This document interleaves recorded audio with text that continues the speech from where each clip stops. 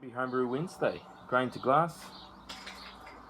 A little bit of just juice for Nina. Don't worry, I've cut the just juice down with water, okay? Not too much sugar for the young one. Come on, guys. And for me, yeah, don't spill it, bro. The pan head for me, and my Wagon Brewing XPA clone. Cheers.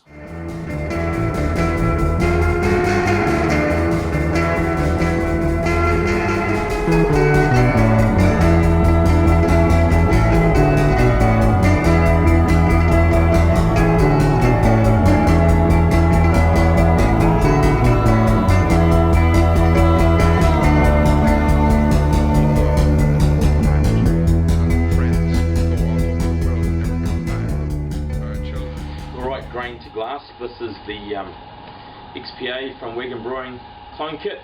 So I'm going to get this mashed in, pre-ground. It'll save me a good half an hour or so stuffing around measuring grains and grinding them. So yeah, let's get mashed in.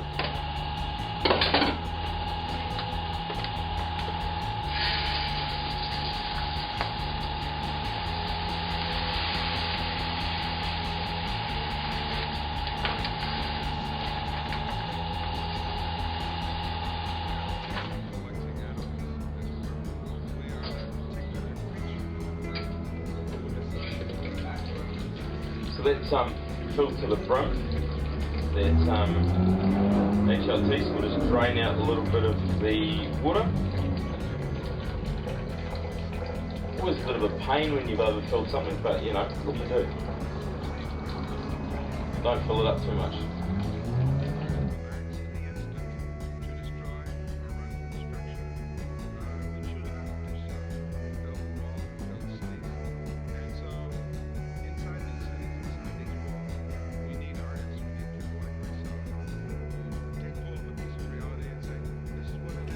Alright, we've got up to mash out temperature, and you can see I've got a decent bit of flow on that.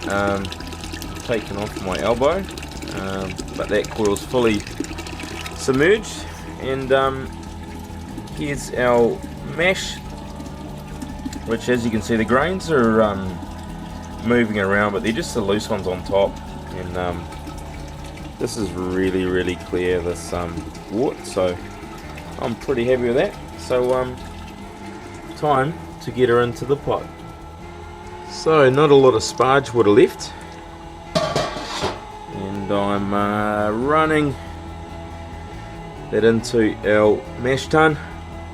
A little bit of sugar left, and you can see the boil kettle is starting to produce that big protein head, and looking for that hot break at some point, but yeah, we're going to bring it up to just under those rivets, and that should be about 7 gallons, and we'll boil that off down to just over 5. So I'm just adding the kettle salts.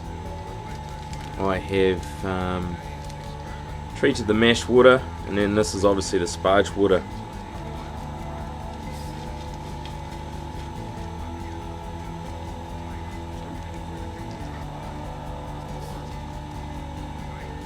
Fast approaching a boil over, so yeah, we'll just keep an eye on that. Quite a bit of protein in this lot, so yeah, we'll just keep an eye on this one, and nurse her away from the brink of disaster. While we get the boil going on, I'm just sanitizing my coil, which you can see down there. So yeah, maybe to get back to that boil. So I just thought I'd show you the hops schedule. So pretty easily laid out, packaged up for you. So there's our 15 minutes ago, our 5 minutes ago. These are roughly about 50 grams, so that's why there's no kind of bittering hops. A big load for 80 degrees steep, and then of course we've got our 7-day dry hop and our 10-day dry hop. So couldn't be easier than that. Already laid out for you in the correct order. There's our hop carnage. So we've got our 15 minutes to go hop addition. We can get that in. Yeah, as well as feed the kids. smells good. I forget what these are. Just go and buy the kit and find out what they are. But whatever they are, it's gonna smell good.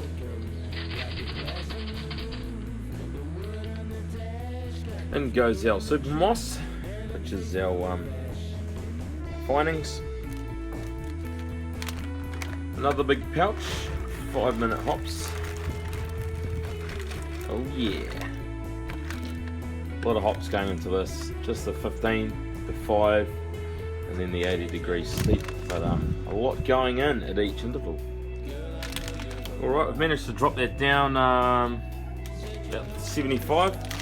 One at 80 degrees, but I've been wheel pulling quite successfully about 75 degrees, so there's a heap of hops, roughly about 50 grams, which is going in, and I'll give that a little bit of a stir around, and she can steep.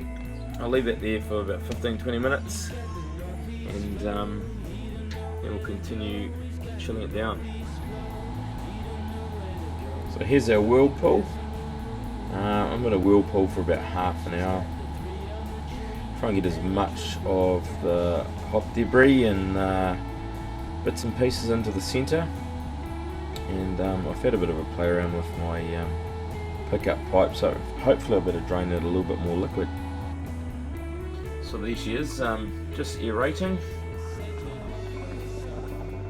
Good heat of bubbles there, and you'll let that splash, and then we'll pitch the yeast, which we're using the SAFAL 04, which yeah, 15 to 20. I'm going to ferment that at 18 degrees as per the instructions, and yeah, I've just rehydrated that in a bit of water, and yeah, I really like this. It's kind of, yeah, kind of a bit fruity, so yeah, next time I see you, you'll be in the fridge. So it did fire up like this probably about 12 hours after the brew, so really happy with that. And yeah, some nice active fermentation, and yeah, I was going to put the blow off tube on there, but I'm being a bit lazy. Doesn't look like there's too much of a mess in the fermentation chamber, so I might leave it. She looks pretty happy, that XPA. And just in terms of the temp, I've set that at 18 degrees, but I kick-started it at about 21. Waited till I had some bubbles and then dropped it down to 18, so way less yeast lag doing it that way. It's time for the 7-day dry hop, so I'm going to remove my temperature probe and my airlock, and get some of that good green goodness in there. I don't know if you can see, it's still bubbling after a week. So yeah, there must be plenty of sugar and the yeast doing its thing. So a little bit difficult in the carboy, but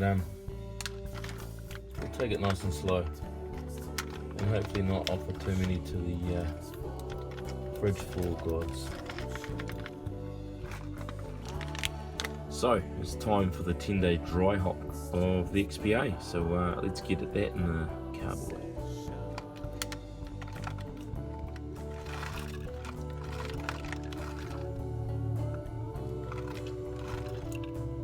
Uh, 10:14, so that's exactly where the recipe said it should finish.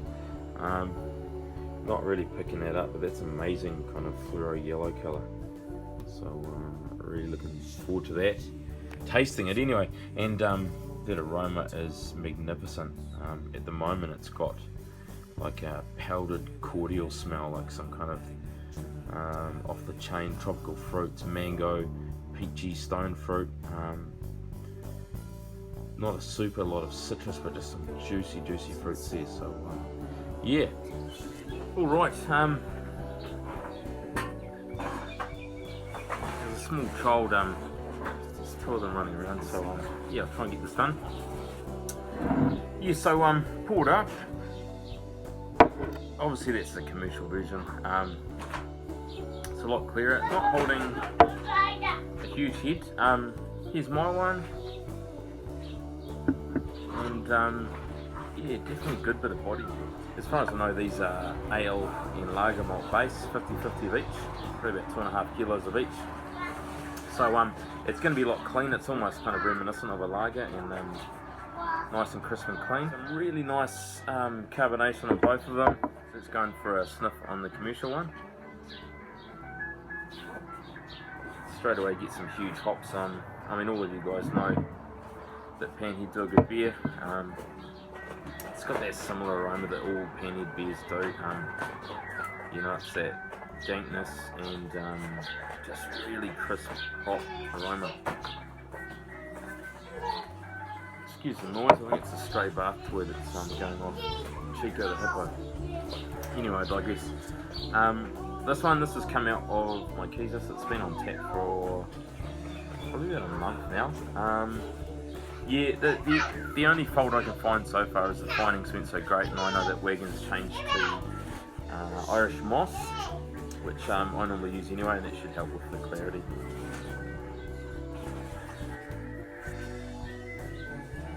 So very similar hop aroma, but less of the dankness, more of the tropical fruits. Really just super juicy, even more so than the commercial version. So it doesn't have maybe the crispness of those hops, but it's definitely got the deep fruit kind of almost like fruit punch aroma. Think of your favourite juice and multiply that by 10. That's awesome aroma. So yeah, let's pour a bit more in here. So let's dive in.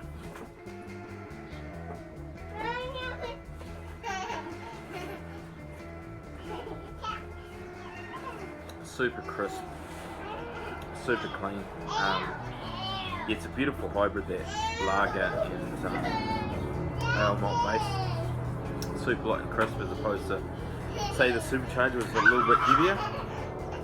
And on the Wagon Brewing version,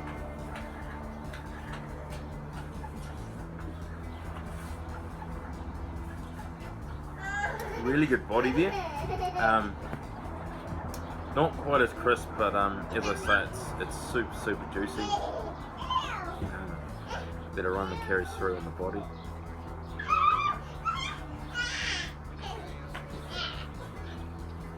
Probably less bitterness. I'd say with the original, it's slightly more bitter.